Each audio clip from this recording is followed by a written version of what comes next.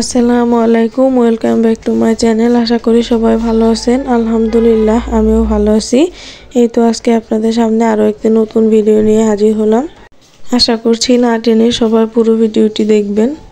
সরষে ইলিশ তো সবাই রান্না করতে পারে, কিন্তু কার কার সরষে ইলিশ তিতো হয় একটু বলবেন প্লিজ কমেন্টে। আমি কিন্তু আগে যতবার ইলিশ মাছ দিয়ে সরিষা দিয়ে রান্না করছি ততবারই তিতো হয়েছে, খাইতে পারি নাই। যাই হোক, এখন আমি সবার মতো খুব মজা করে রান্না করতে পারি, আর কিভাবে রান্না করি সেটা আপনাদের সাথে আজকে শেয়ার করব। ইলিশ মাছ কিন্তু প্রায় সবারই অনেক পছন্দের মাছ, আমারও ভালোই লাগে, কিন্তু খুব একটা খাই না।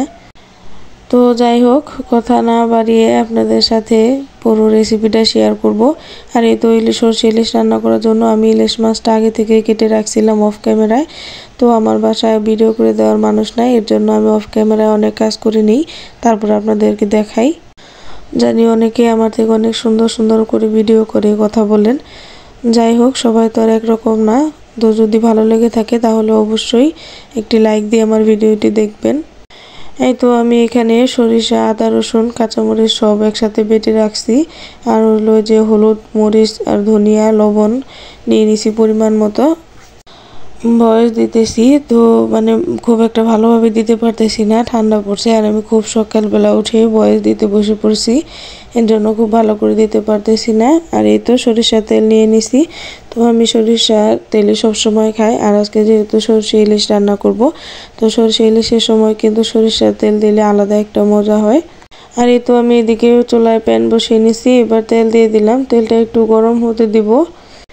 তো আমি খুব একটা বেশি তেল দিব না, আমি কম তেল দিয়ে রান্না করব, যেহেতু সরিষা বাটা দিছি ওখান থেকেও কিছুটা তেল উঠবে। আর এই তো এখন আমি সব বেটে রাখা মশলাগুলো দিয়ে দিলাম, এগুলো খুব ভালো করে ভেজে নেব কতক্ষণ। তো সরিষার তেল দিয়ে রান্না করলে কিন্তু এভাবে ফ্যানটা উঠে খুব ভালো করে দেখা যায় না। যাই হোক, তারপর আপনাদের দেখে দিতেছি। এই তো একটু কতক্ষণ ভেজে নিছি, তারপরে মশলাগুলো দিয়ে দিলাম। মশলাগুলো দিয়ে খুব ভালো করে কষিয়ে নিতে হবে। কষানোর জন্য কিছুটা পানি দিয়ে দিছি।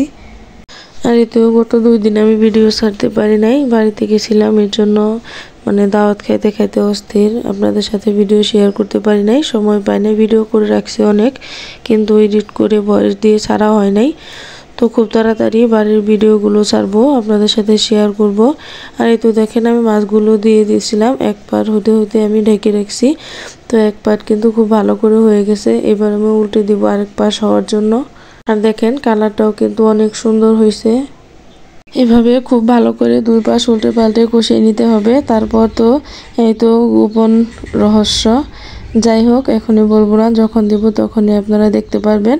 তো অনেকেরই কিন্তু সরিষা ইলিশ রান্না করলে সরিষার পরিমাণটা কম বেশি হওয়ার কারণে অনেক সময় তিতো লাগে। আমার কিন্তু প্রায় সময়ই এরকম হয়। আমি যতবার রান্না করছি ততবারই, আগে যতবার রান্না করছি ততবারই আমার সরিষা ইলিশ তিতো হয়েছে, আমি খাইতে পারি নাই। পরে মাছগুলো উঠিয়ে আবার রান্না করে খাইছি, যেহেতু মাছগুলো ফেলে দেওয়া যাবে না, এর জন্য। আর এই তো দেখেন আমি কিছুটা লেবুর রস টিপে দিছিলাম বলক আসার পরে, আর এর কারণে কিন্তু সরিষার যে তিতো ভাবটা সেটা কেটে গেছে, আর খাইতেও খুব মজা লাগছে। যাই হোক, আজকে তো রান্নার পরে আমি ভয়েস দিলাম, সবাই খাওয়া দাওয়া করে নিয়েছি, তারপরেও ভয়েস দিতেছি। এর জন্য বলতেছি যে আসলে কিন্তু আজকে মাছ রান্নাটা অনেক মজা হয়েছিল, সবাই অনেক প্রশংসা করছে।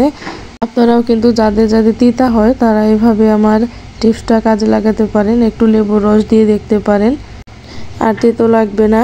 যাই হোক, আজকের ভিডিও এই পর্যন্তই। ভালো লাগলে অবশ্যই কমেন্টসে বলবেন।